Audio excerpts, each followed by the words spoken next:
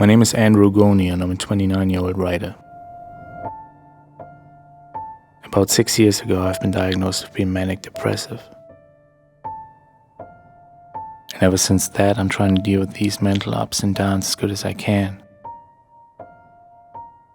Most of the time, my writing helps me getting some order in this chaos. But if you're hoping for a classic happy ending in this story, I have to disappoint you. There won't be one.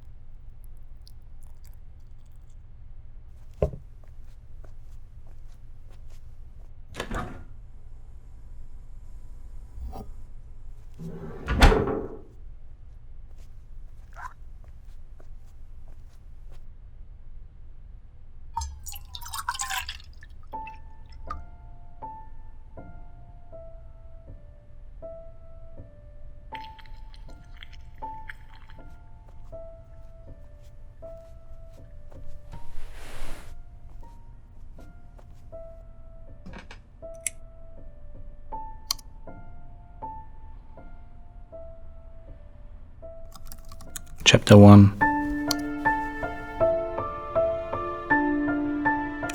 It is one of these mornings where it is impossible for me to get up. Yesterday the world was okay, but today it's covered with a thick layer of fog. And I have the feeling a storm is coming up. Hell broke loose overnight, at least in my mind.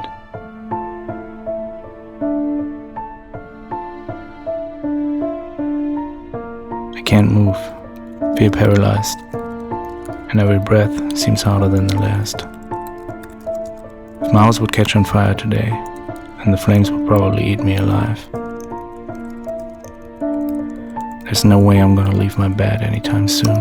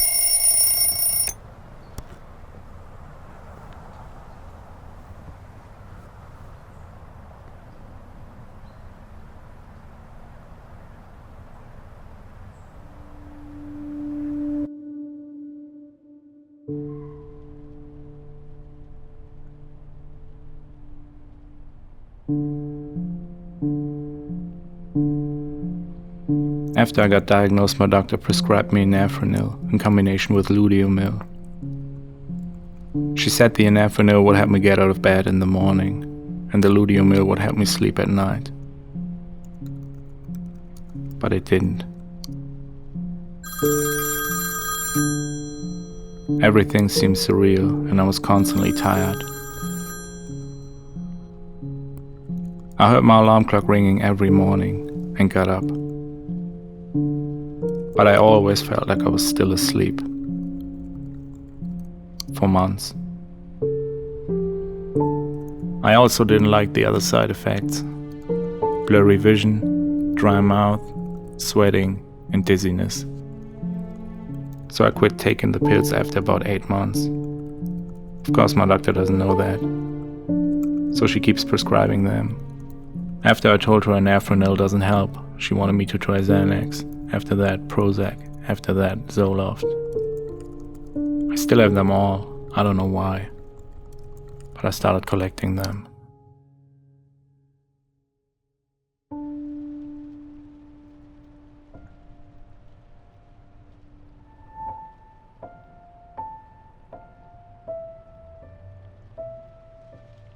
I'm usually very creative in this state. I came up with my best ideas while being depressive. Even if I'm not able to completely work them out, but I could at least write down basics for a new idea.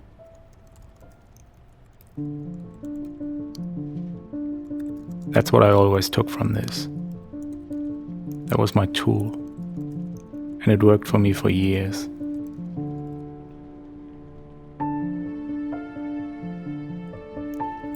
But right now, I'm blocked.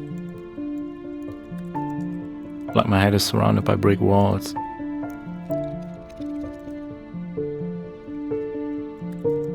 I just want to squeeze out a few useful pages that will make me feel better.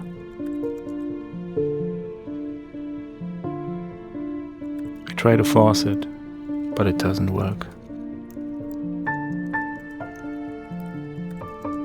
At least not this time. The longer I look at the blank page on the screen, the less motivated I get. And I'm sure I won't be able to fill it with any original thoughts in the next couple of hours.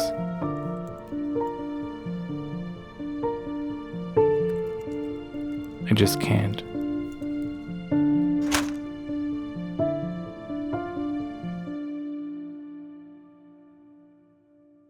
Emerge from their cells at the same time, they fight to the death. Tim. What are the queens? Yes. Bees 2000. The food of bee larvae is called royal this. It's secreted from the head Chapter 2. of other bees. Tim. For the past 8 months I've been manic. Humor 400. While being manic, I just can't stop writing. Opponents printed a faux business card saying he'd be returning home. I'm so full of ideas and energy that I feel like nothing can stop me. Answer. Nothing can.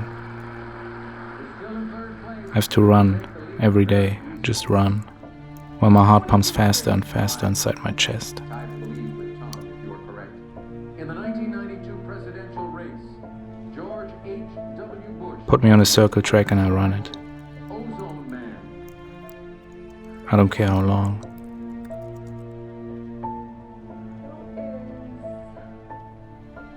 Who is Al Gore?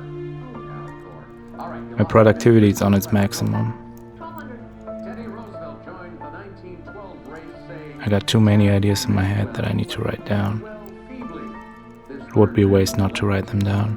Tom, who was Wilson? Yes. I completely lose track of time while doing that. Man wanted to give debate advice, but said, my only experience is at losing that.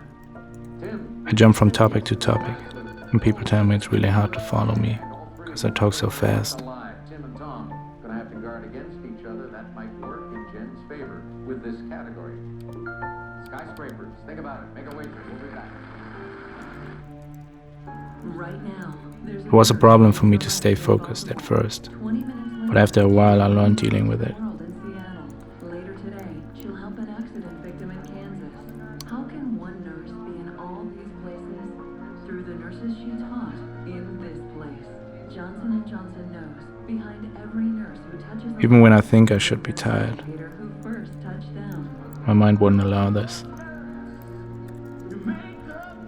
So my fast-rushing thoughts keep me wide awake all night. Publishers Daily said this could really become the novel of the year.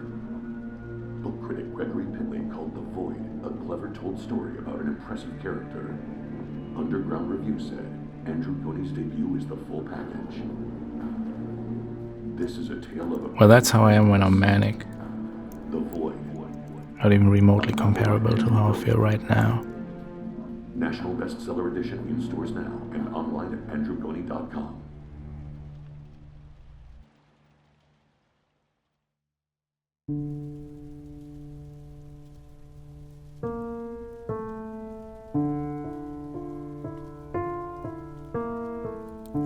Sometimes I just stare at the rhythmic blinking light of the smoke detector on the ceiling. For it feels to me like a whole lifetime. But in the end, it's been only 3 or 4 hours. And the night has still too many left. So I keep staring.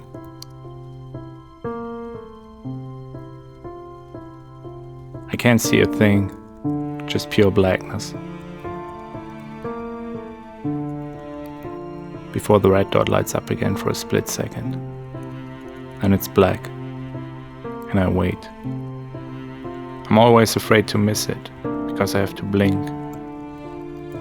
So I try to keep my eyes open until it illuminates again. The sad part is that I don't get tired of it.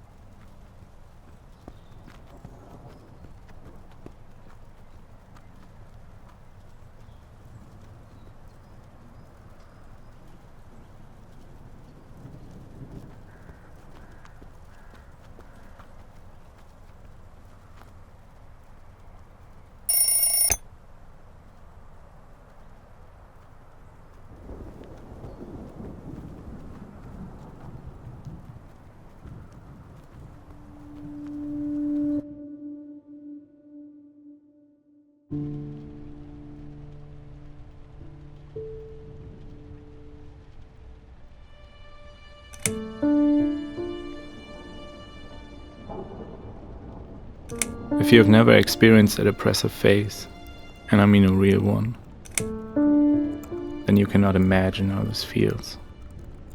You just can't stand life anymore. The future seems much darker than the past, and there's nothing that could change this way of thinking.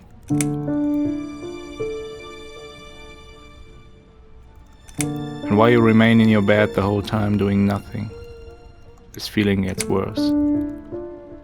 I learned to cover it. Even people who are close to me can't really tell if I'm depressive or not. They think I'm just like them. It's like wearing a mask. I can be in a room surrounded by people and would still feel so fucking alone.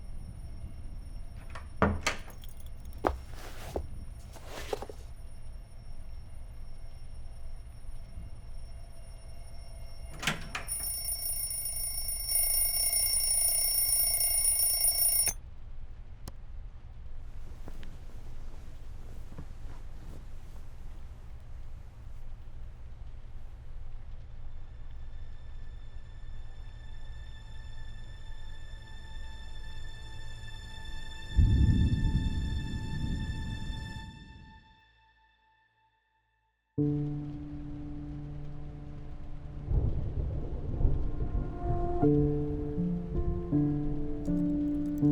chapter.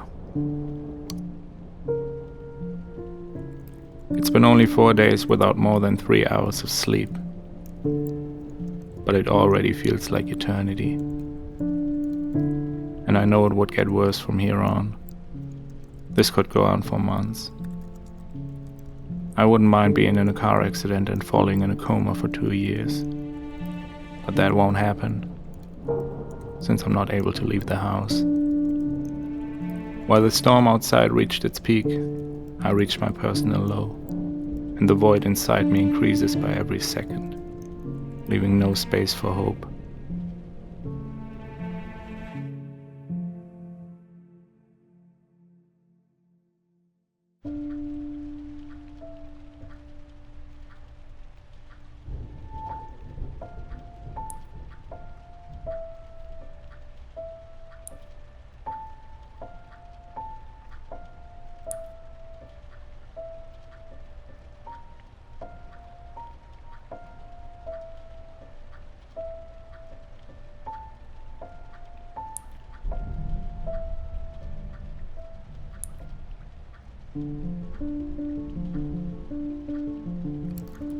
I feel like I'm falling, but not hitting the ground, even though I wish I finally would.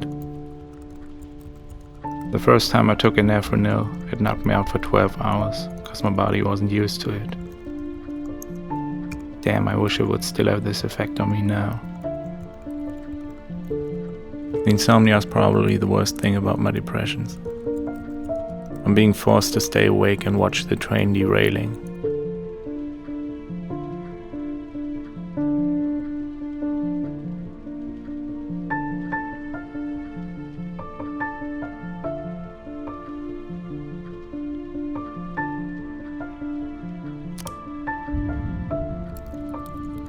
Most bipolar people I know sleep all the time when they are in a depressive episode.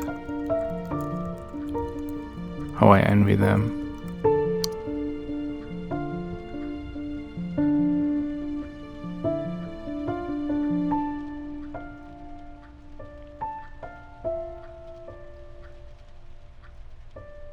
Sleep is the ticket, the only time that there is peace. It's like taking a time out from reality. But not even Ambien brings me more than 2 hours of salvation. I just want to sleep for weeks, months, or years.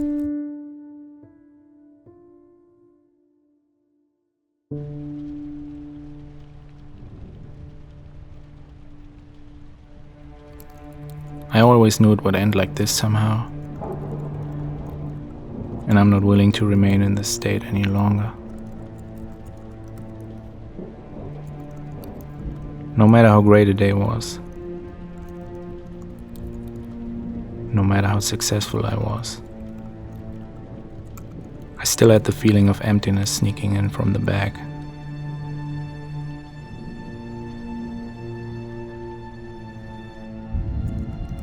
And that is killing me.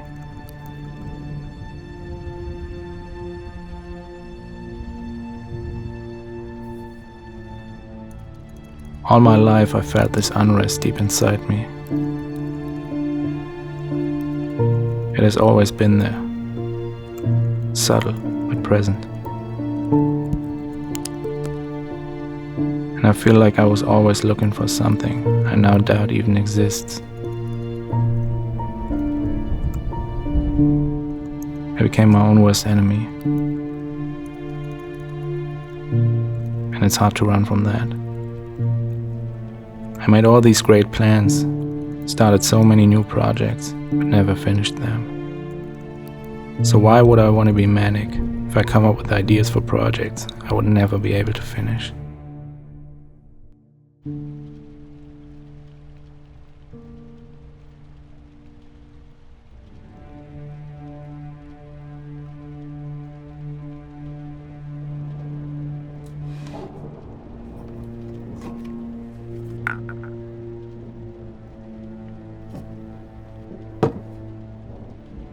All the pills my doctors gave me over the years were supposed to help me.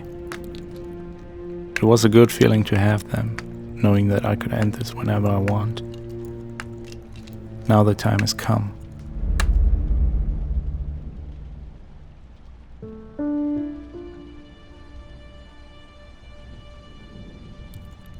Ambien, 10 milligram, 30 pills. An overdose of Ambien may cause amnesia, hallucinations, coma, and possibly death. Ludiumil, 25 milligram, 30 pills. Zoloft, 50 milligram, 30 tablets. Anafranil, 25 milligram, 30 pills. Do not take anafranil together with alcohol, antidepressants, or sleeping pills. I'm glad I've spent some time reading books about medications and their effect on the human body. That way I know exactly what to do. So this is it. Point of no return.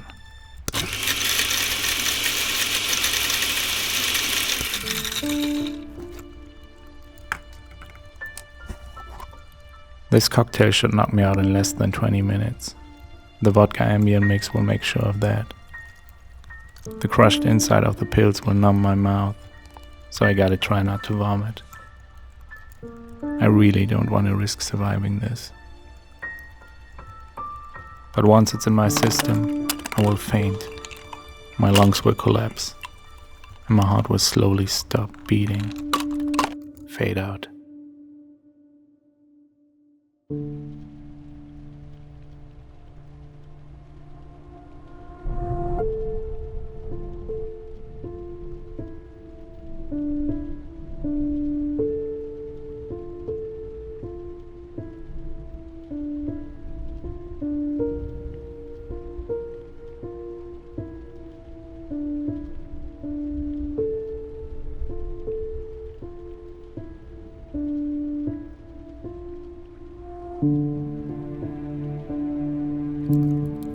I loved my life sometimes. I really did. Especially when I was younger. And I think I did much better than most people I saw. But I just can't accept the fact that this life and everything we do is meaningless.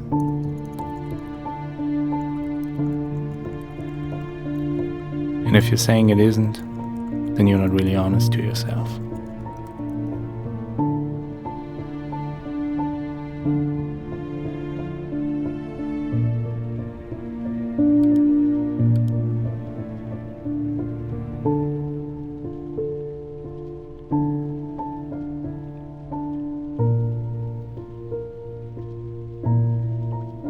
But I can't lie to myself anymore. And I don't want to. I died years ago. Just now it will be official.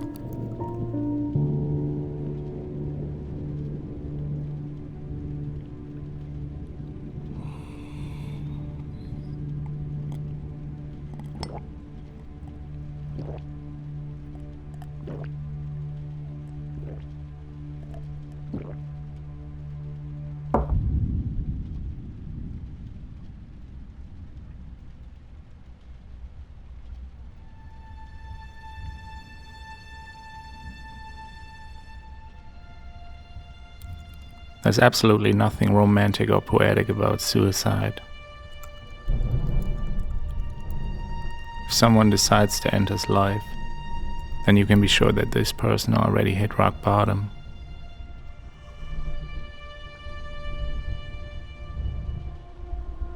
This person is me.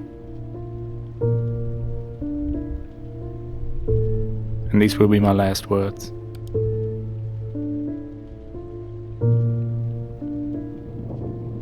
I don't need sleep when I'm manic, and I can't sleep when I'm depressive. I've spent 29 years trying to figure out what kind of life I want, and I came to the decision that I don't want any life. I'm tired of life. Nothing works without ups and downs, but over the years, my downs grew to an abyss. I went through my whole life with an increasing tiredness, and finally, I will be able to sleep.